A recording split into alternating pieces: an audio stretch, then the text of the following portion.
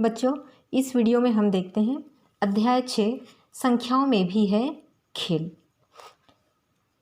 जब हम जोड़ते या घटाते हैं या गुणा या भाग करते हैं तब हमें संख्याओं और उनके अंकों का मान पता होता है। किंतु क्या होगा यदि हमें संख्याओं और उनके अंकों का मान पता ना हो? यदि हमारे पास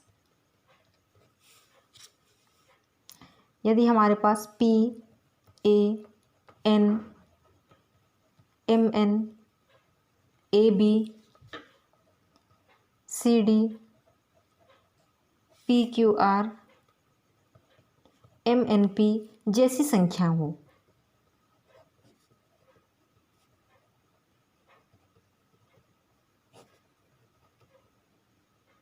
और जिनके अंकों का मान पता ना हो, तब इन अंकों का मान कैसे पता कर सकते हैं? ऊपर दी गई हुई कुछ संख्याओं को हम देखते हैं, जैसे MN या AB या CD। इनके बारे में हम सोचते हैं तो ये पता चलता है कि N के अंकों का मान 0 से लेकर 9 तक के बीच का कोई भी अंक हो सकता है। इसी तरह से M का मान भी 0 से लेकर 9 के बीच का कोई भी अंक हो सकता है। MN, AB, CD प्रत्येक अक्षर एक अंक को प्रदर्शित करते हैं, तो हमें पता चलता है कि इनका मान 0, 1, 2, 3, 4, 5, 6, 7, 8 या 9 हो सकता है। इनमें से कोई भी अंक इन अक्षरों का मान हो सकता है। इन्हीं अक्षर संख्याओं में से हम कोई अक्षर संख्या ले लेते हैं।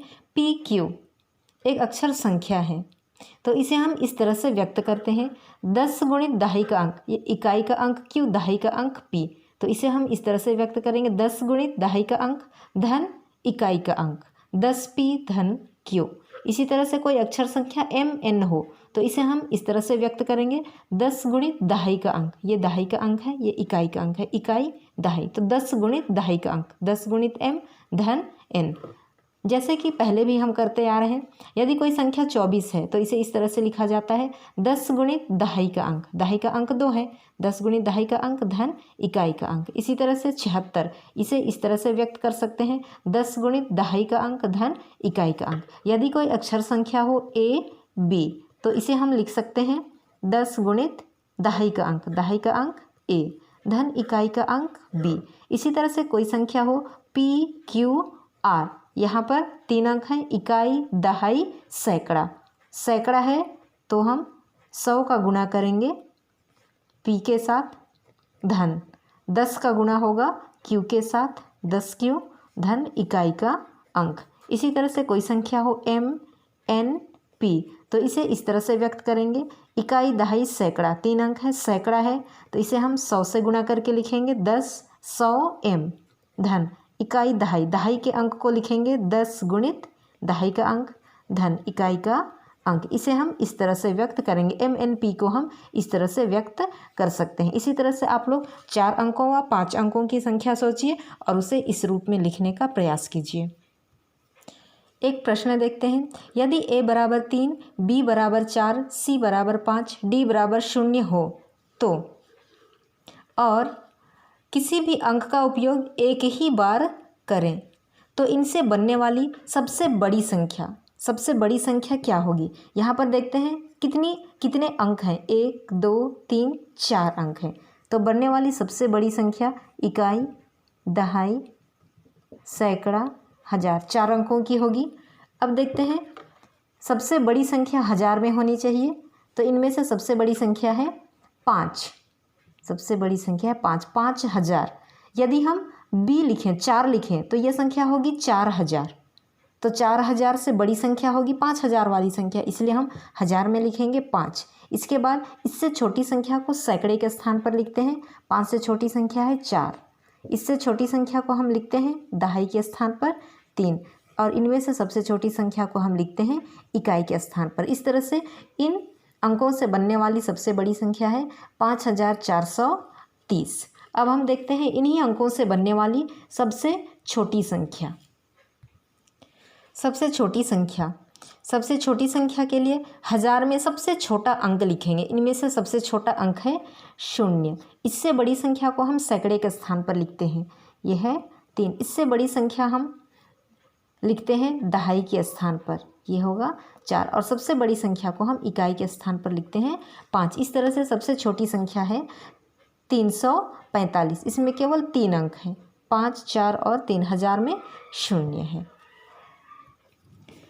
तीसरा नंबर देखते हैं, ABCD व ADBC में से कौन सी संख्या बड़ी होगी।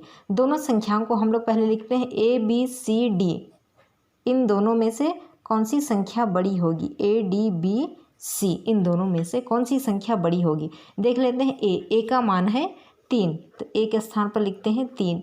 B 4, C है 5 के बराबर, D है 0 के बराबर। इसी तरह से इधर भी संख्या लिखते हैं ADBC। A है 3, D 0, B 4 और C 5। दोनों संख्याओं में तुलना करते हैं। 1000 में है, दोनों संख्या में 3000 3000 है। उसके बाद यहाँ 400 और यहाँ पर सैकड़े के स्थान पर 0 है।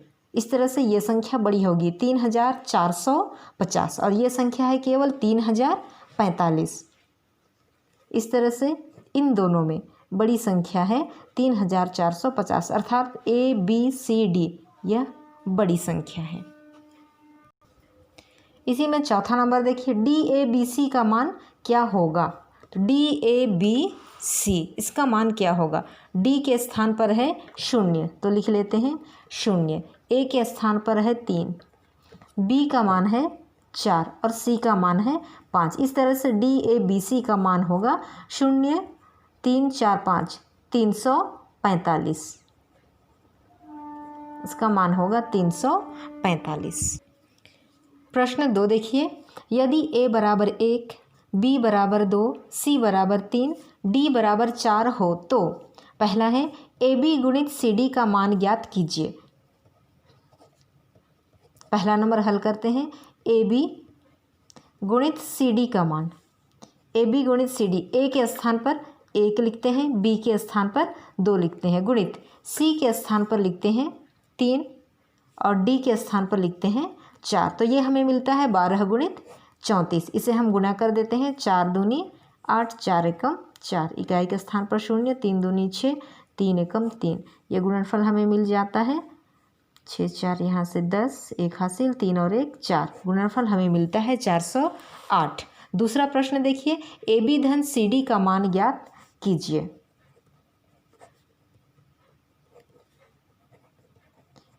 AB धन CD, AB का मान लिखते हैं यहाँ से।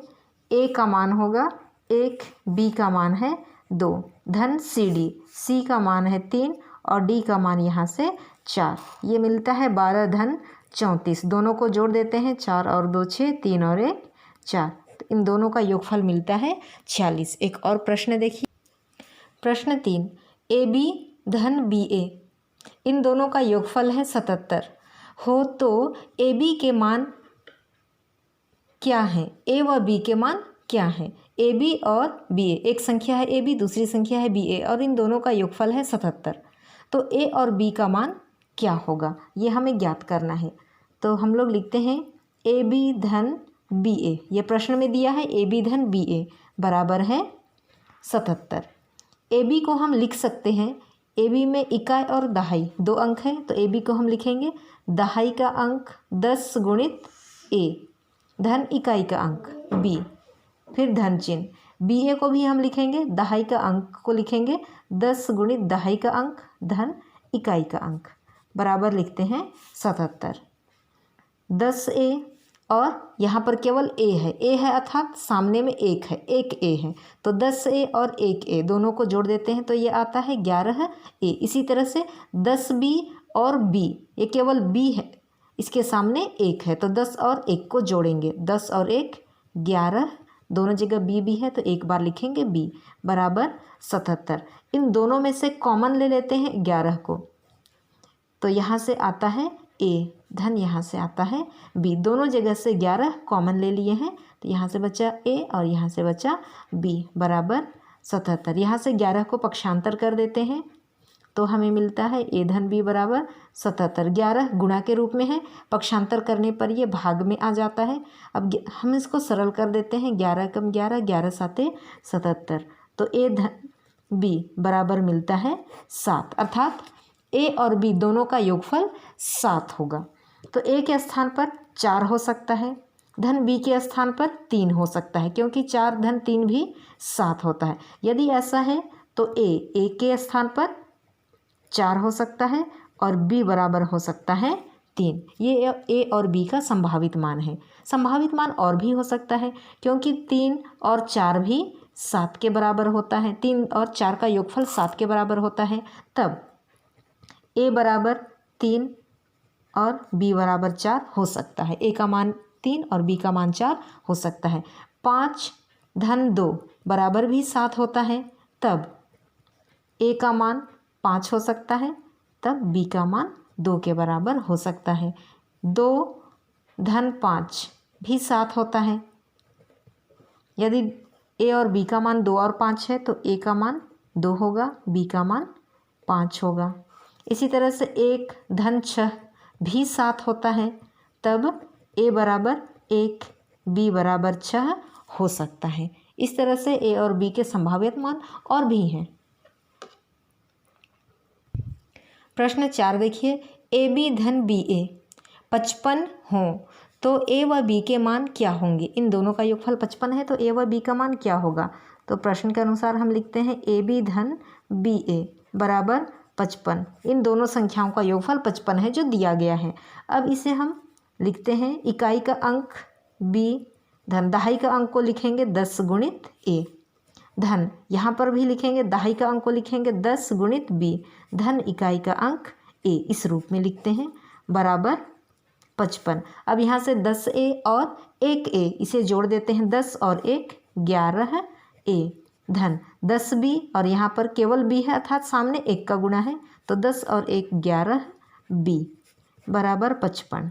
दोनों जगह से हम 11 कॉमन ले लेते हैं, 11 उभयनिष्ठ ले लेते हैं, तो ब्रैकेट के अंदर में बचता है यहाँ से a प्लस यहाँ से बचता है b बराबर 55। 11 का पक्षांतर कर देते हैं, ab बराबर 55। 11 यहाँ गुणा के रूप में है, पक्षांतर करने पर बराबर चिन्ह के दाईं ओर आने पर यह भाग में आ जाता है। इस तरह से सरल करने पर हमें मिलता है 5। तो हमें मिलता है a धन b बराबर 5। इन दोनों अंकों का योगफल 5 होना चाहिए। तो a 1 धन 4 बराबर 5 होता है, तब a का मान होगा 1 और b का मान होगा 4।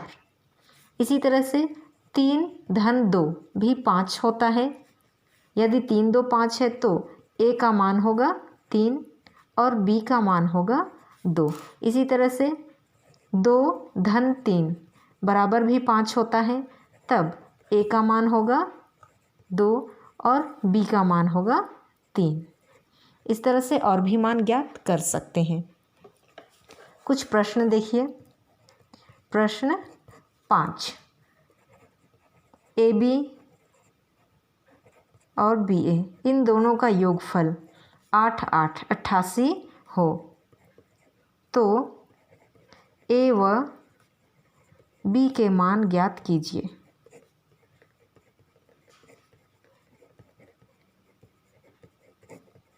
इसे आप स्वयं हल कीजिए।